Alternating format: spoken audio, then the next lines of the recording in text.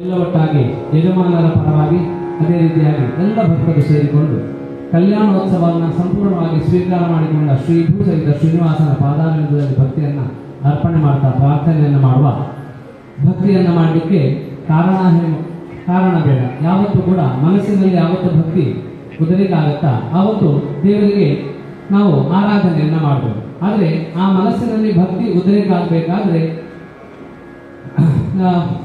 ಕಲಿಯುಗದ ನಮ್ಮ ಮನುಷ್ಯರಿಗೆ ಯಾವತ್ತು ಪ್ರತೀಕ ಹೇಳುವಂತಹದ್ದು ಮಾತ್ರ ಭಕ್ತಿ ಉದ್ರೇಕಾಗಲಿಕ್ಕೆ ಕಾರಣ ಆಗುತ್ತೆ.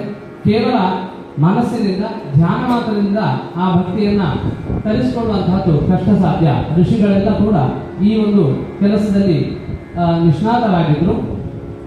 ಆದರೆ ಕಲಿಯುಗದ ನಮ್ಮ ಮನುಷ್ಯರಿಗೆ ಬೇರೆ ಬೇರೆ ರೀತಿಯ ಮಾಧ್ಯಮದ ಮೂಲಕ ಭಕ್ತಿ ಬರಲಿಕ್ಕೆ ಕೆಲವೊಂದು ಪ್ರಕ್ರಿಯೆಗಳಿರ್ತವೆ.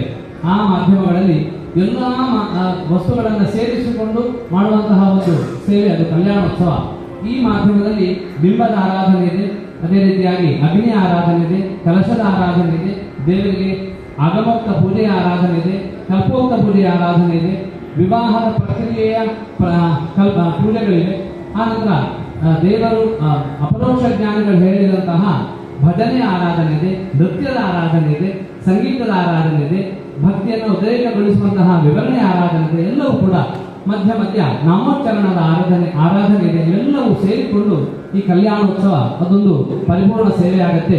ಆ ಸೇವೆಗೆ ಅವಕಾಶ ಮಾಡಿಕೊಟ್ಟಂತಹ ಜನಾರ್ದನ ರೇಖಾ ಹಾಗೂ ಜನಾರ್ದನ ಭಟ್ ಇವರ ವತಿಯಿಂದ ಮಾಡಿದಂತಹ ಈ ಸೇವೆಯಿಂದ ತೃಪ್ತನಾದಂತಹ ಶ್ರೀ ಭೂ ಸಹಿತ ಶ್ರೀನಿವಾಸ ದೇವರು ಅವರಿಗೆ ಪರಮ ಶ್ರೇಯಸ್ಸನ್ನು ಒದಗಿಸಿ ಈ ಸೇವೆಗೆ ಭಾಗವಹಿಸಿದಂತಹ ಯಜಮಾನರು, ಅವರ ಮನೆಯವರು, ಇಲ್ಲಿ ನೋಡಿದಂತಹ ಎಲ್ಲ ಭಕ್ತರಿಗೂ ಕೂಡ ದೇವರು ನಮಗೆ ಬರುವಂತಹ ದುರಿತ ಕಷ್ಟ ನಷ್ಟ ಆಪತ್ತುಗಳನ್ನು ಪರಿಹಾರ ಮಾಡಿಸಿ ಎಲ್ಲರ ಇಷ್ಟಾರ್ಥ ಸಿದ್ಧಿಯನ್ನು ಮಾಡಿ ಜಗತ್ತಿಗೆ ಕಲ್ಯಾಣವನ್ನು ಮಾಡಿಸಿ ಪ್ರತಿಯೊಬ್ಬರು ಕೂಡ ಪರಸ್ಪರ ಅನ್ಯೋನ್ಯ ಭಾವದಿಂದ, ಸ್ನೇಹ ಭಾವದಿಂದ, ಪ್ರೀತಿಯ ಭಾವದಿಂದ, ಸಂತೋಷದಿಂದ ಜೀವನ ಮಾಡುವಂತಹ ಪರಿಸರವನ್ನು, ಸಂದರ್ಭವನ್ನು ಒದಗಿಸಿಕೊಟ್ಟು ದೇವರೇ ನಮ್ಮೆಲ್ಲರನ್ನು ಕೂಡ ಉದ್ಧಾರ ಮಾಡಿ ಅಂತ ಈ ಪ್ರಸನ್ನ ಕಾಲದಲ್ಲಿ ತೃಪ್ತನಾದ ಶ್ರೀ ಭೂಸಹಿತ ಶ್ರೀನಿವಾಸನಲ್ಲಿ ಅನನ್ಯ ಭಕ್ತಿಯಿಂದ ಪ್ರಾರ್ಥನೆ ಮಾಡುವ.